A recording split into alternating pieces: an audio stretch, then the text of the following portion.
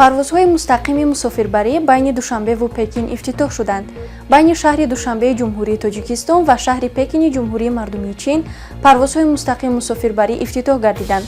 Нахустин парвози мустақим байни пойтахти Тоҷикистон ва Чин тавассути ширкати ҳавопаймоии чинӣ анҷом дода шуд. Дар Фурудгоҳи Пекини Дасин аз ҷониби ширкати China Southern Airlines маросими ифтитоҳии нахустин парвози ҳавопаймо дар масири Пекин-Душанбе баргузор гардид. Директори Агентии авиатсияи гражданӣ назди ҳукумати Ҷумҳурии Тоҷикистон Ҳабибулло Назарзода парвози мустақими мусофирбарӣ дар масири Душанбе-Пекинро барои соҳаи авиатсияи граждании Тоҷикистону Чин тарихан муҳим арзёбӣ намуд.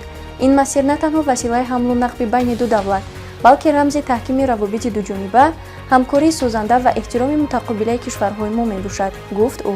Дар маросими ифтитоҳи хатсайр муовини директори генералии ширкати China Southern Airlines Цю Гуанцзи иброз дошт, ки ифтитоҳи хатсайрҳои мустақим байни Пекин ва Душанбе ба таҳкими тиҷорати дуҷониба, табодули фарҳангӣ ва ҳамкорӣ дар соҳаи сайёҳӣ мусоидат менамояд. Пардифен ҳаб ҳангоми дарди сар, дарди буғум ва дандонҳо тавсия дода мешавад. Пардифен аз ширкати Вегафарм. Пардифен ҳабро аз дорухонаҳо пурсун шавед.